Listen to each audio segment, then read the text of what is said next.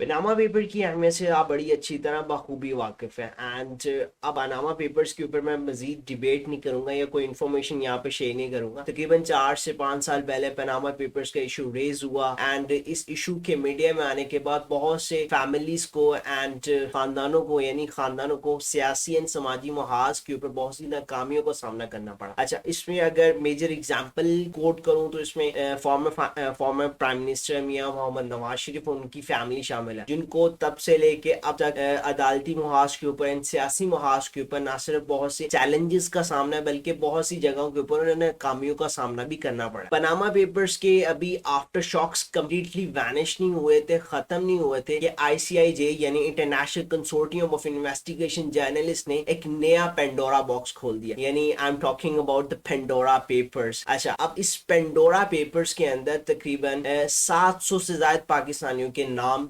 शामिल है। बाकायदा तौर पे उनको बाय नेम मेंशन किया गया, उनके एसेट्स को डिक्लेयर किया गया, पब्लिश किया गया, उन्हें रिवील किया गया। अगर मैं बाय नेम बात करूं तो हमारे existing finance minister Mister Shaukat Tarin, existing federal minister Mister Monis Elahi, senator Faisal Vawda and the Shazir Memon from Pakistan Peoples Party and the former finance minister's son यानी इसहाक डार्स सन। अच्छा, इसके अलावा अगर हम इंटरनेशनल प्लेटफॉर्म के ऊपर बात करें तो इंडिया के former cricketer and the famous former cricketer it is Sachin Tendulkar, उनका नाम भी पेंडोरा पेपर्स के अंदर शामिल है and the famous businessman Mukesh Ambani and the further Russian president Mr. Putin, उसके उनके बहुत से करीबी दोस्तों के भी नाम पेंडोरा पेपर्स के अंदर शामिल है। अच्छा, इस वीडियो के अंदर मैं पेंडोरा पेपर से ज्यादा उन फैक्ट्स या उन क्वेश्चंस के ऊपर डिबेट करने की कोशिश करूंगा जो हर एक जी शऊर इंसान के माइंड के अंदर उठे हैं। It is about not just related to the Pandora's paper, Pandora box के अंदर पेंडोरा पेपर्स के अंदर किन किन अफराद के या किन किन एंटिटीज के नाम शामिल है या किन किन एसेट्स को डिक्लेयर किया गया है। मैं बेसिकली उस इंफॉर्मेशन से ज्यादा उस फिनोमिना के ऊपर, उस कॉन्सेप्ट के ऊपर इस वीडियो के अंदर डिबेट करूंगा,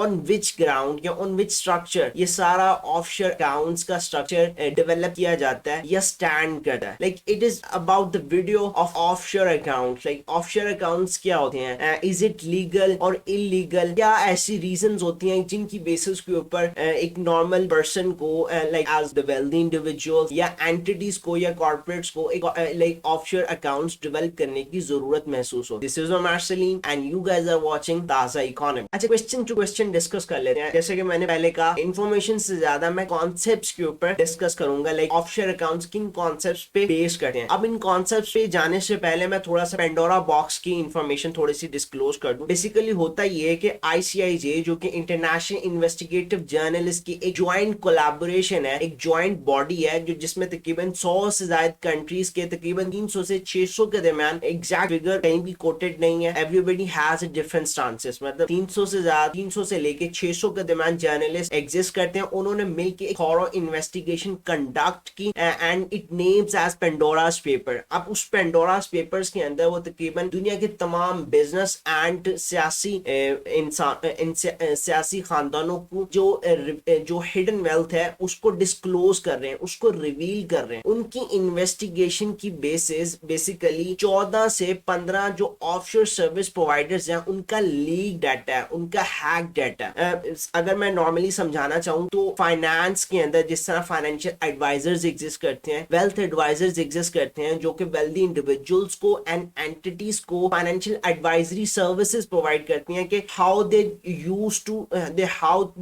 invest, how they can invest their wealth, how they can maximum take the benefit from their investment. तो इसी तरह ऑफशोर सर्विस प्रोवाइडर्स भी दुनिया के अंदर एग्जिस्ट करते हैं जो basically wealthy individuals and entities को ऐसी सर्विसेज प्रोवाइड करते हैं कि वो ऑफशोर अकाउंट्स किस तरह बना सकते हैं, किन टेरिटरी के अंदर बना सकते हैं एंड उसको मेंटेन, बल्कि बनाने के साथ साथ उनको मेंटेनेंस की सर्विस भी प्रोवाइड करते हैं ऑफशोर प्रोवाइडर्स। अब होता यह है कि जो ये आईसीआईजे है, इन्वेस्टिगेशन जर्नलिस्ट की एक कोलैबोरेशन है, ये वहां से डाटा लीक करवाते हैं, हैक करवाते हैं या किसी भी तरह से एक हिडन इन्वेस्टिगेशन के जरिए वो डाटा निकलवाते हैं और उसको पब्लिश कर देते हैं। एंड अगर क्वांटिटेटिव डाटा एनालिटिकल टर्म्स के अंदर बात की जाए तो तकरीबन 2.9 टेराबाइट का ओवरऑल डाटा है जिसके अंदर आप PDF forms, Excel sheet, sheets, video and audio recordings and इसके अलावा आपके जो कॉन्ट्रैक्ट्स, फाइनेंशियल कॉन्ट्रैक्ट्स भी शामिल है। अच्छा, अगर मैं इसकी overall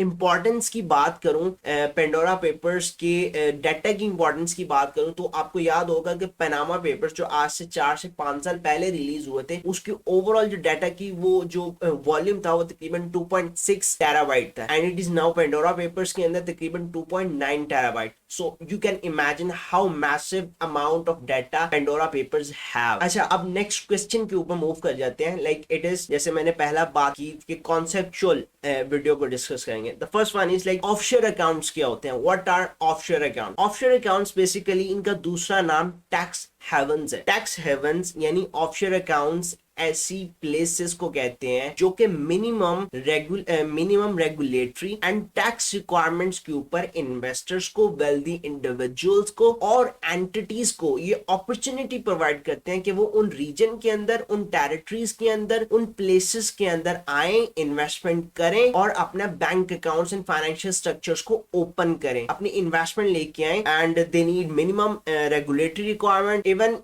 in many of the cases अपनी जो आइडेंटिटी है उसको भी डिस्क्लोज कर सकते हैं। They don't need to disclose their identity to invest in the territory. So it is the basic concept behind the offshore accounts और द टैक्स हेवंस। अच्छा, अब इस पे फर्दर बहुत से लोगों के जहन के अंदर ये सवाल पैदा होता होगा कि आखिर ये ऑफशोर अकाउंट्स, ये टेरिटरीज क्यों एग्जिस्ट करती हैं, ये प्लेसेस, ये रीजन, ये टेरिटरीज क्यों अलाउ करती हैं कि इंडिविजुअल्स को कि वो अपनी शनाख्त छुपाए बगैर एक अपने उनके मुल्क के अंदर इन्वेस्टमेंट लेके आ सकता है, उनकी टेरिटरी के अंदर बिजनेस एक्टिविटी परफॉर्म कर सकता है, ट्रांजैक्शंस कर सकता है। बेसिकली होता यह है कि ये ऐसे कंट्रीज होते हैं जो फाइनेंशियली या इकोनॉमिक पॉइंट ऑफ व्यू से बैकवर्ड होते हैं। नॉर्मली, हर सारे नहीं, नॉर्मली ऐसा होता है कि ये बैकवर्ड होते हैं, इनकी इकोनॉमिक एक्टिविटीज इतनी स्ट्रांग नहीं होती, तो ये अपने मुल्क के अंदर, अपनी टेरिटरी के अंदर इन्हें इन्वेस्टमेंट चाहिए होती है, अपनी इकोनॉमिक एक्टिविटीज को बूस्ट करना होता है, तो इन्हें एवरी कॉस्ट के ऊपर इन्वेस्टमेंट को अट्रैक्ट करना होता है। तो ये हर तरह की इन्वेस्टमेंट को अट्रैक्ट करने के लिए इस तरह की रेगुलेशन या पॉलिसी लेके आते हैं ताकि हर बंदा जो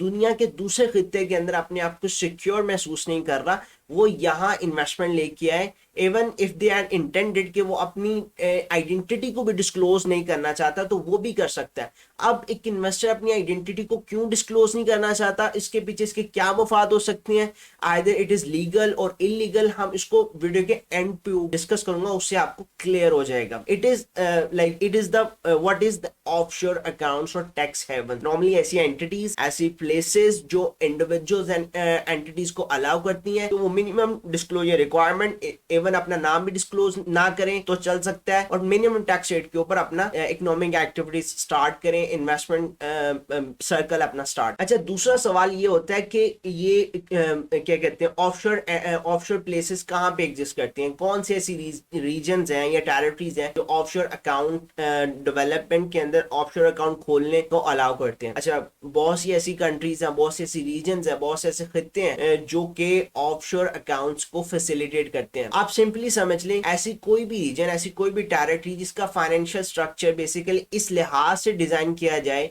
उनका बैंकिंग स्ट्रक्चर इस लिहाज से डिजाइन किया जाए कि वो ऑफशोर इन्वेस्टर्स को फैसिलिटेट करे, it is like offshore haven, it is tax haven. Offshore accounts आसानी से ओपन किए जा सकते हैं। बाय नेम अगर मैं डिस्कस करूं, आपका ब्रिटिश वर्जिन आइलैंड, आपका साउथ पैसिफिक रीजन, आपका मोकानो, आपका यूरोप के अंदर इवन स्विट्जरलैंड के हवाले से आपने सुना ही होगा कि जरदारी साहब के वो स्विस खत एंड स्विस अकाउंट, स्विट्जरलैंड इसलिए वो स्विट्जरलैंड मशहूर है कि वहां पे ऑफशोर अकाउंट बहुत से वेल्दी इंडिविजुअल्स के एग्जिस्ट करते हैं। अब इन टेरिटरीज को क्या मुफाद है, जैसे मैंने पहले डिस्कस किया, उन्हें इन्वेस्टमेंट चाहिए होती है, they provide the safe havens for the individuals और द एंटिटीज। अच्छा, अब सवाल ये पैदा होता है कि क्या ऑफशोर अकाउंट्स ओपन करना लीगल है। सिंपल एक बात समझ लें कि कोई भी इन्वेस्टर या एंटिटी ऑफशोर अकाउंट्स सिर्फ के ओपन करने के पीछे बहुत सी रीजंस हो सकती, लीगल भी हो सकती हैं, इलीगल भी हो सकती। Offshore account internationally by law legal होता है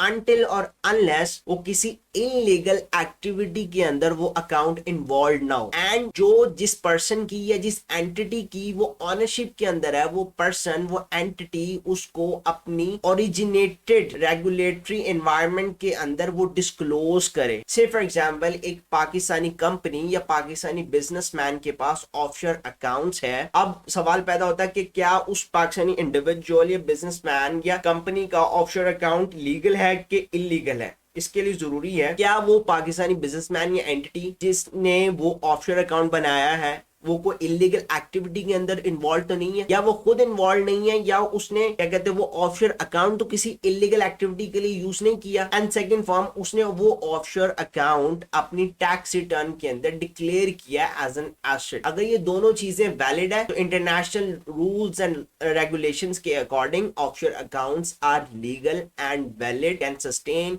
you can manage, you can run. अच्छा, अब सवाल ये फर्दर ये पैदा होता है कि क्या लेजिटिमेट यूज हो सकते हैं किसी भी ऑफशोर अकाउंट्स को बनाने के, क्या जरूरत महसूस होती है कि एक इंडिविजुअल या एक एंटिटी एक ऑफशोर अकाउंट्स बनाए। सिंपल सी बात है, बहुत सी दुनिया के अंदर ऐसे रीजन्स हैं, ऐसी कंट्रीज हैं जहां पे इन्वेस्टर्स को या एंटिटीज को हमेशा बहुत से रिस्क फेस करना पड़ते हैं, जैसे कि पॉलिटिकल स्टेबिलिटी का रिस्क हो सकता है, एंड थेफ्ट का रिस्क हो सकता है, या लाइक क्या कहते हैं एक रिस्क हो सकता है कि उनको उनकी वेल्थ की वजह से, उनको उनकी दौलत की वजह से थ्रेटन किया जा सकता है। तो उस केस के अंदर अगर वो अपने आप को पॉलिटिकल रिस्क के हैज करना चाहते हैं, अपने आप को इकोनॉमिक रिस्क हैज करना चाहते हैं, या वो अपनी क्या कहते हैं अपने दौलत की वजह से जो उन्हें थ्रेटन का खतरा है उसको कम करना चाहते हैं, तो वो अपनी इन्वेस्टमेंट को ऐसे रीजन्स के अंदर ट्रांसफर कर सकते हैं जहां पे वो अपनी इस रिस्क को से कम लेके जा सकते हैं, यानी मैक्सिमम हेज कर सकते हैं। It is the legitimate use of the offshore accounts. अगर आप इन पर्पस के लिए ऑफशोर अकाउंट बना रहे हैं then you are free to go and run with the offshore account. अच्छा, दूसरा ये कंसर्न है कि ऑफशोर अकाउंट इलीगल कब हो जाते हैं। ऑफशोर अकाउंट इलीगल तब होते हैं जब आप इसको as a tax avoidance tool या अपनी वेल्थ को हाइड करने के लिए यूज करते हैं। दो ही पर्पस हो सकते हैं ना किसी भी ऑफशोर अकाउंट के, इलीगल अगर साइड के ऊपर देखा जाए, या तो आपने जो ऑफशोर अकाउंट डेवलप करने के अंदर, ऑफशोर अकाउंट बनाने के ऊपर जो आपने इन्वेस्टमेंट किया है, it is from the illegal source, और ऐसे सोर्सेज जो आप डिस्क्लोज नहीं करना चाहते अपनी टैक्स रिटर्न्स के अंदर। एंड दूसरा ये हो सकता है कि आपने पैसा तो लीगल जराये से कमाया है, लीगल तरीके से कमाया है, लेकिन आप उस अपने पैसे के ऊपर, उस आमदनी के ऊपर, उस इनकम के ऊपर आप टैक्स नहीं पे करना चाहते, आप टैक्स को अवॉइड करना चाहते हैं मैक्सिमम लेवल के ऊपर। यही दो रीजन हो सकती हैं जो इलीगल साइड के ऊपर समझ आती हैं। इसके अलावा भी हो सकती हैं, लेकिन जो बेसिक या जो बुनियादी रीजन है किसी भी ऑफशोर के इलीगल होने की वो यही हो। उम्मीद करता हूँ कि ऑफशोर अकाउंट्स के हवाले से बहुत से जो तजस्सुस था, बहुत सी क्यूरियोसिटी थी, वो आपकी कवर हुई होगी। Stay tuned with the Taza Economy. If you get and like my video, please subscribe channel and hit the bell icon. Thank you. Stay tuned with the Taza Economy. Allah Hafiz.